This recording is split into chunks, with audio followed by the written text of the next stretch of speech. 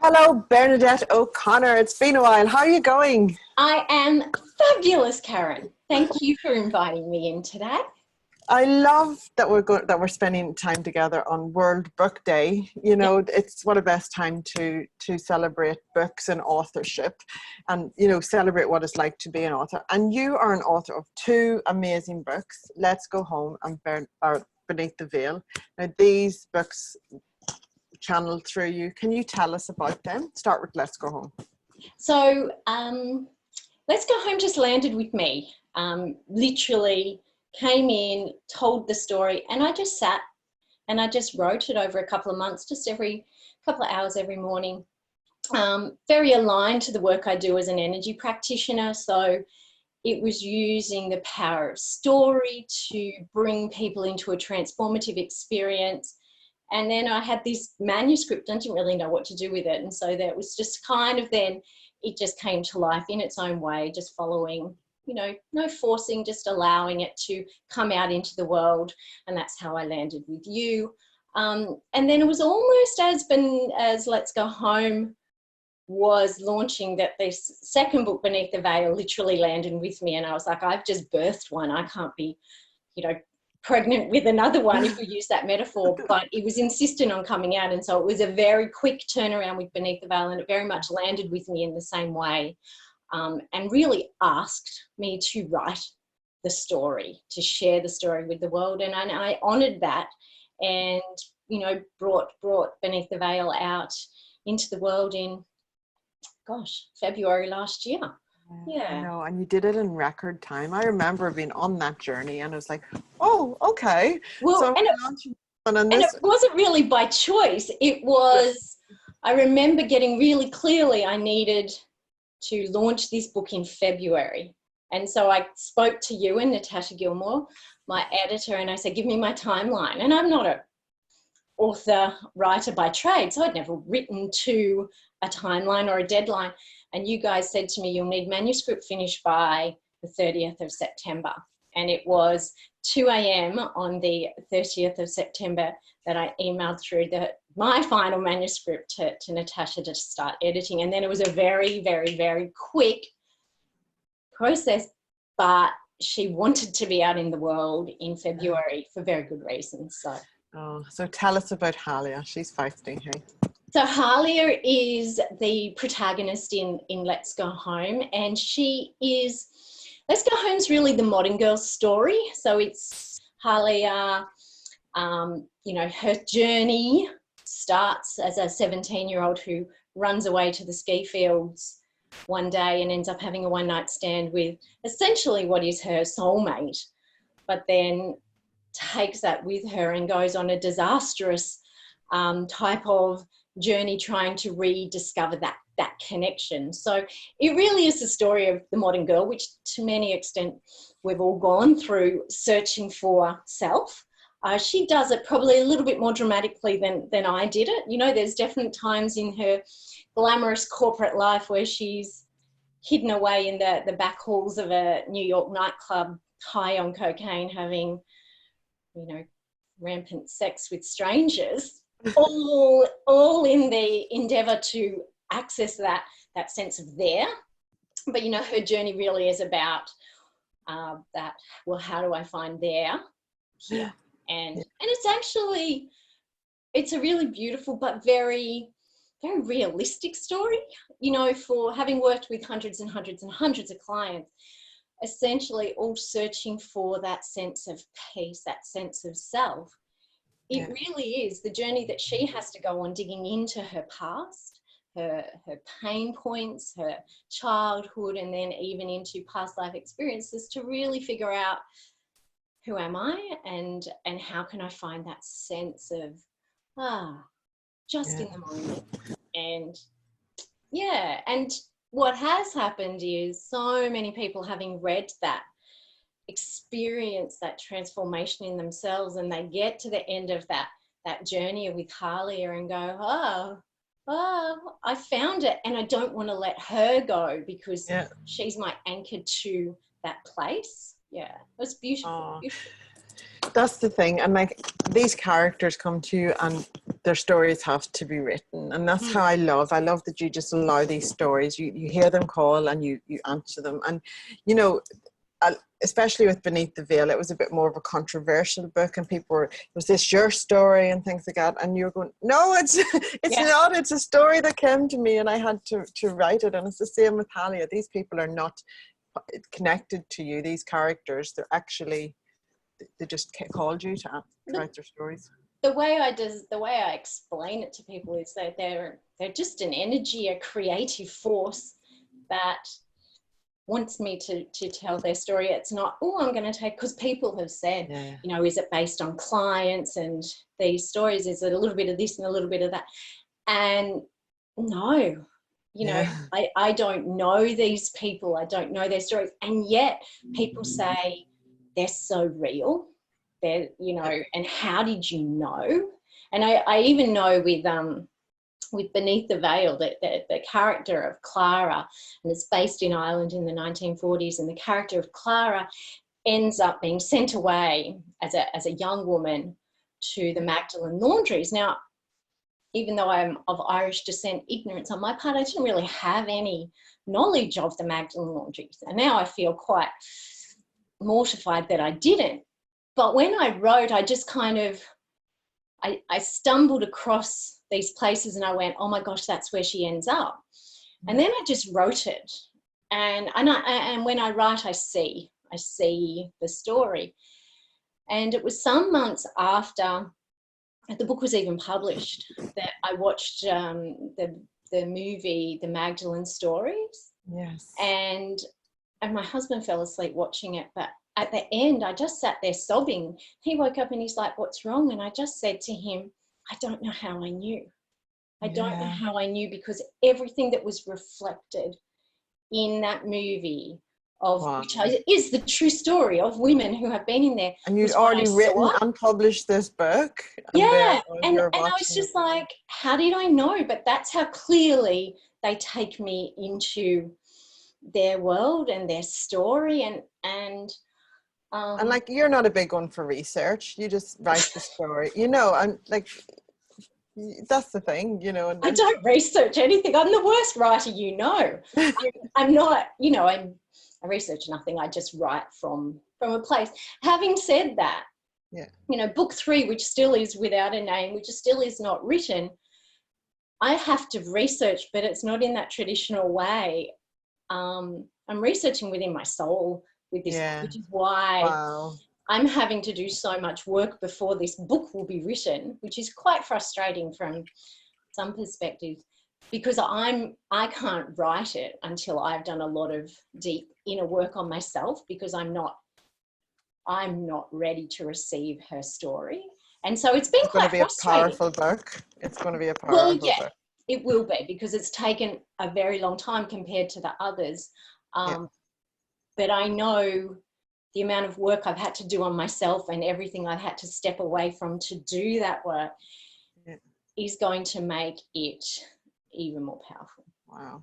And that is the thing, like, you've stepped back this past few months and you haven't been that visible online and things like that, and you just know, but you feel that there's this energy, there's something, you just know that something's happening. And the thing is, this energy is driving me slightly insane, because it just keeps demanding more of me before it will land. I know the story inside out and outside in, but the essence of the voice hasn't landed with me, and I will not write this story without the essence there, because it won't be what it's meant to be. But it's really quite frustrating, because it's demanding so much of me to be ready to land in there. So it's a very different way of writing, I suppose. It is a different way of writing, but oh boy, does it not resonate in your books. Like Beneath the Veil, when I started reading that, and I generally love reading books, but I could not get away from my screen. I just had to. But it was like, I was horrified. I felt all the feels in that book. But it just kept me going, because I wanted to know how it ended, and the journey, that brought us on a journey. And that's what you do. That's what you do. And that's the new age of literacy, I reckon. Yeah, I suppose it's the traditional hero's journey. You know, if you were to follow a prototype of how I write, it's the stereotypical hero's journey, but done in a very different way. There's a lot of spirituality. There's a lot of personal and spiritual and soul growth. But I think it's written that way so that people almost embed themselves in it, and they're different because of it. Most people who have come back to me after reading either of the books will say that they are different for the experience of reading it. And I know, particularly with Beneath the Veil, Let's Go Home was probably, I was maybe a little bit more familiar with her journey, but with Beneath the Veil, I know I was a different person at the end of writing that. So it definitely changed me, having to walk. Isn't it amazing that you as an author are on a journey with your actual, through your books, you're growing through your books. And yes, we all do as authors, growth as we write, but you're actually self-developing, you know, as you're writing. It's absolutely crazy. But so, and I just watch it in motion. But your work, some people here may not know what you do, so you actually share your teachings and your wisdoms and weave them through your stories, don't you? Yeah, so I'm a kinesiologist, you know, and I landed in that space in 2012. And so I work with people and their energy body to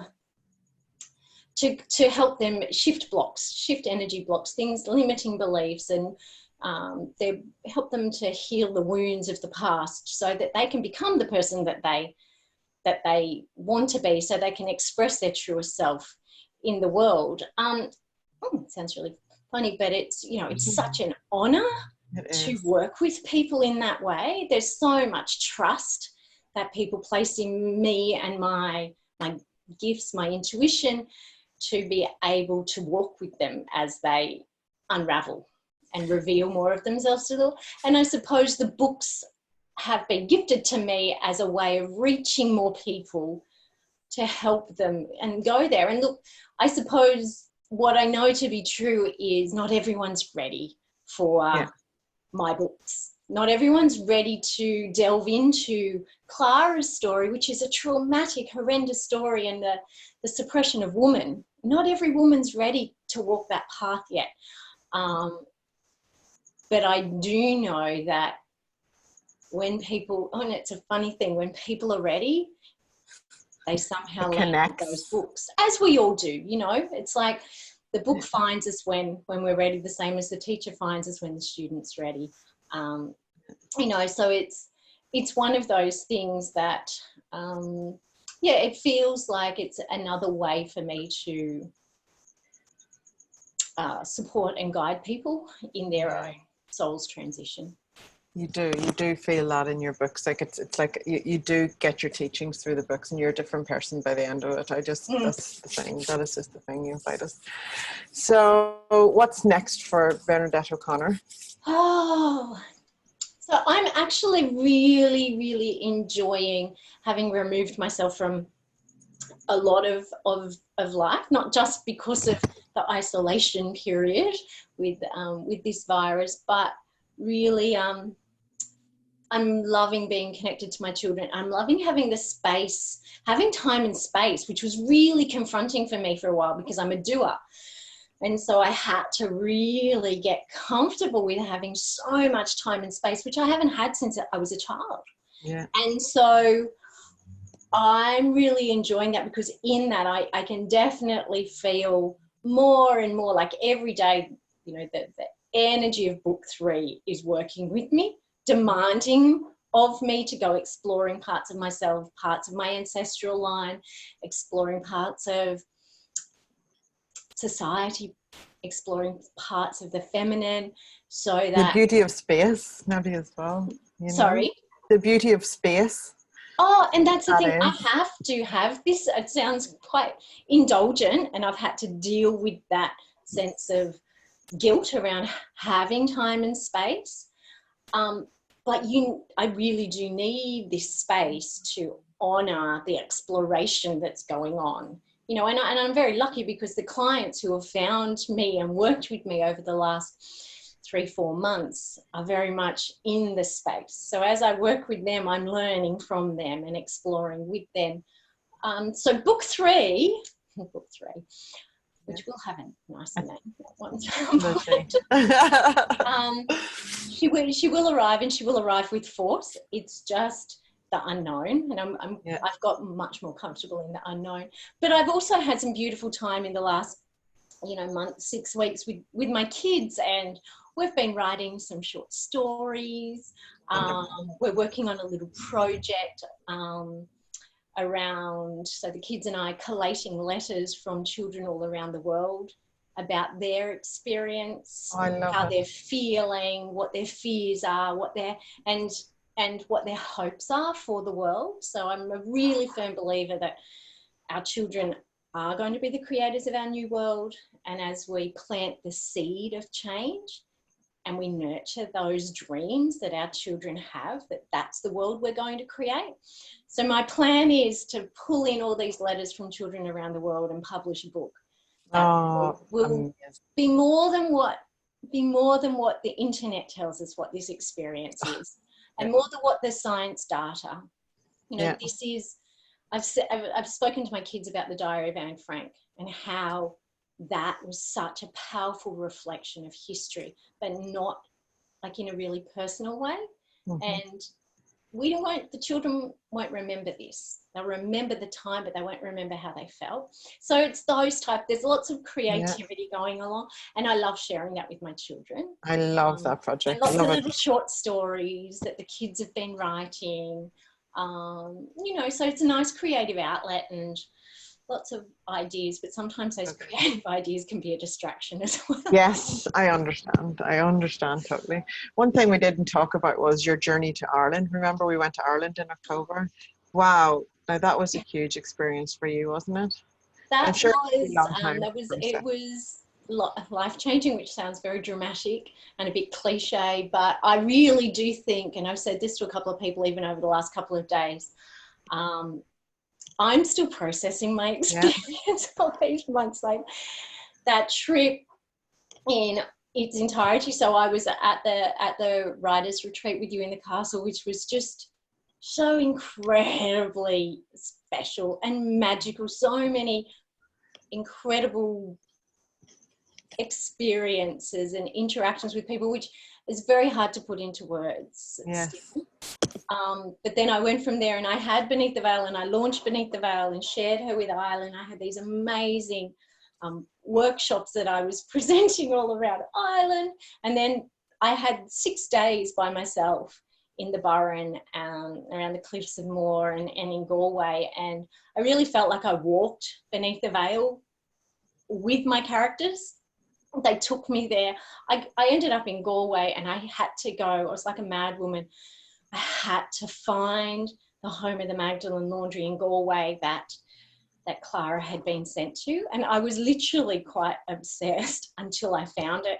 And I found the place, and I went into rage, you know, sitting in the church in that space. That was so much rage. And I had to go and find a pub and have a whiskey. So there was so much, and my ancestral lineage and healing that, and you know, the stories that I was told when I was in workshops. I was like a beacon for women's trauma, which I'm very used to, but I was shocked. I think there was a level of shock that there is so much trauma, which does truly deeply inspire me to bring forth this next book, which is around the feminine and revealing her in all faces of her to the world, and guiding women on how to reclaim the hidden parts of woman. So it was big. It was huge. It was huge. I was like, wow, watching and actually being in that energy a lot, and some of the things that were happening around you, I was like, wow, the things that you have to process just because you're you and you're open to those things, like the serendipitous things. And oh wow, it was magical. And I know there was one, and I was doing a lot of live videos to kind of share my experience and what was going on with people. And I know there was one morning I was in Galway and I was so activated and triggered by a lot of stuff that I was like, I ended up crying in this live video, and people are reaching out to me going, Bernadette, are you okay, Bernadette? And I'm like, I'm fine. This is the way I live my life. Like, I feel and I release, and it's like, but it was like this incredible space where everything just kept coming at me, and so much truth and wisdom and guidance, and just so many magical moments, which has been I've not spoken about my trip very much to anyone because it sounds a bit funny, but it's a very sacred experience. And there's those experiences that often you can't put into words to be able to do it justice. Some of those moments alone, sitting deep in the hills of the Burren, they will be there for a very long time. Yeah, they will. It's very special indeed. And thank you for sharing what you did with us. And one of the things I requested of you since coming back was to write your knowing story, because I know that you deeply live through your knowing. You have faith in your knowing and your thoughts and things. And thank you for that. So guys, don't forget to watch out for my book that's coming out soon with the power of knowing, Bernadette's stories in there of knowing. It's very powerful. Thank you. So excited to be. Thank you for sharing it. Helping other people live in this way that we do. Yes, I know. It's just sharing that insight to trust and to not be afraid, just to trust it and have faith that just because you don't see what the end result is, it doesn't mean that it's not aligned and destined for you. You don't have to control every stage. I'm going to just read some of the comments here. And Skylar has been saying, I'm loving that so many authors today are mentioning that their stories just came to them and that they honored that and just wrote it down. I feel much less weird and undisciplined. Thanks so much for sharing. I love how you just described your book, Bernadette. I can't wait to read it. My pile of books is getting bigger and bigger. Let's hope isolation lasts long enough. Skylar's been here all day, and thank you for that, Skylar. We really appreciate it. Your emotion whilst you were talking about this process, the writing process, resonates so deeply with me, Bernadette. It is reaffirming to see that other writers are moved by the stories that came to them. Great interview. Thanks for all the honesty. And Carolyn says, my first experience with Bernadette's book was when she read an excerpt at the Crown Castle last year. It was a powerful and moving moment. It was, wasn't it? I do remember that moment. I loved that evening. It was lovely, special evening. So many special memories from. Just like, oh yeah, that's right. We hung out in the yellow drawing room and read out of our books. And drank red wine.